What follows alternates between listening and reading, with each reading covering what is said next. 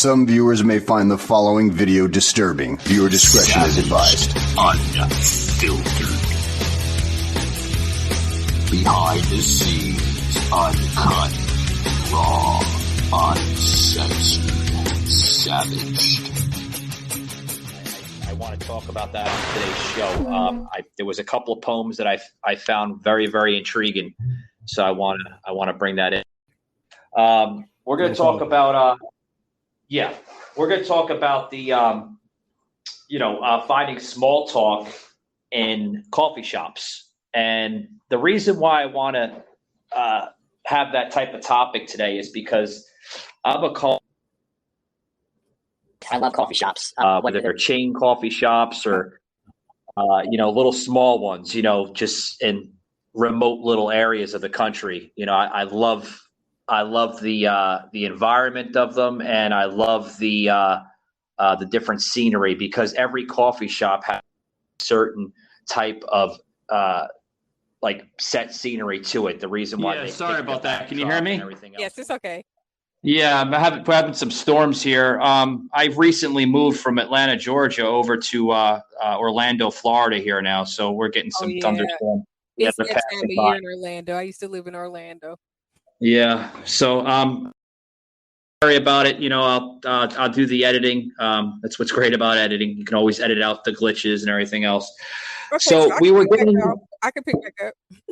Yeah, we got into that quote that I had just quoted before we got kicked off. If you don't mind, yeah, you can pick it back up. So I didn't want to become a therapist because it's a lot of conflicts with therapy. One, I like to practice confidentiality with clients. So my goal is to not have to be summoned or subpoenaed to testify. If I was to have a client that told me something crazy, of course I wouldn't want to protect anybody that's abusive or anything like that. But there are other things that people might not want to be, discussed at a later time. So therapy does not give you that. And also therapy is, as a therapist, anybody, they can come and take your license, but as a life coach, you are your own entity, and it's not censored, or, nobody has control over what you do in that aspect. But also as a therapist, the goal of a therapist is to keep you coming back. Is the more I keep you coming back, the more I get a check from your insurance or your personal savings or whatever the case may be. So my goal is to create people who not only I don't want to help you make just one decision.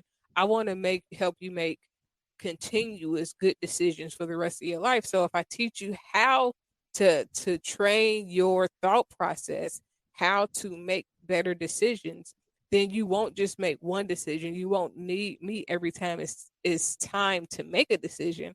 You'll begin to understand how to make the best decisions for yourself every single time. So my goal is not to create codependent people, but self-sufficient people that can stand on their own and their purpose. Hey, Joseph, what's up, bud? And their thought process. Hello. And overall. How's it going? Oh, pretty good, pretty good. Kind of quiet around here.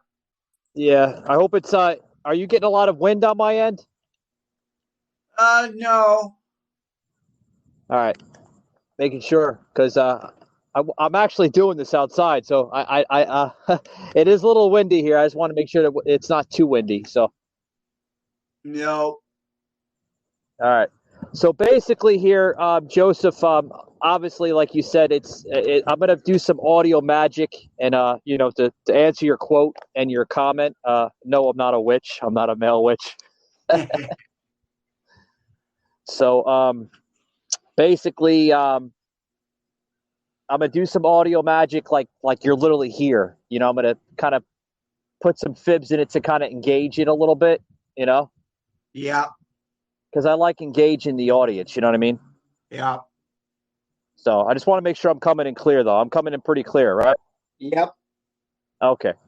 All right. I'm going to start off with basically, Joseph, what I'm going to do is, so I don't have to do too much editing in there, even though it's going to be kind of raw and uncut, and the setting's going to be like, you and I are just kind of sitting here in Florida talking about politics. because that's how I'm going to do it. I'm going to be like, you flew up here. We're talking about politics. I'd like to even throw in, joining us today on the paddle, a special visit here at my personal home in Florida. Joseph M. Leonard just stopped by. Happened to call me on the phone and said that he was in town for a book signing, and he decided to stop by and just shoot some politics with us on this latest Biden saga. How does that sound? All right. All right. I'm also going to do some video plugins. I told you I'm plugging in like the first video. Now, the first video I'm going to plug in to open up the show is basically the panicness coming out of Nancy Pelosi. Hello. That's going to be added. Hey, Sauce, what's going on, bud? Oh man, did you get the screenshots I sent you from Tommy? Yeah, I got them. I'm gonna mention him on the show because this guy he's out of control. I didn't like some of the dialogue that he was showing because I actually looked at your Facebook posting and I seen some of the messages firsthand, other than the screenshots as well. So I'm going to talk about that. I'm waiting on Robert to come in. A good friend of mine. I grew up with him from New Jersey. Robert McLinn, really funny Irish guy. You'll probably like. Really special surprise by Joseph. I mean, literally, he's like emailed me this morning and he was like, "Hey, I got some great news. I'm in Florida. I want to stop by and shoot some politics with you, have a quick conversation." And I was like, yeah, the floor is yours. We'll do a special little episode. We'll sit outside here and, talk and everything. But, Joseph, I don't want to take too much of your time. Enjoy that beach, buddy. Enjoy the tropic weather here. I mean, as you can see, it's pushing almost 100 degrees. So, don't get too much sun, pal.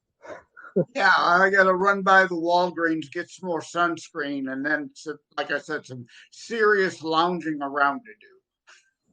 Yeah, go to Walgreens. Don't go to Commie CVS. You don't want to do that. All right, buddy. I'll catch you later, man. All right, take care.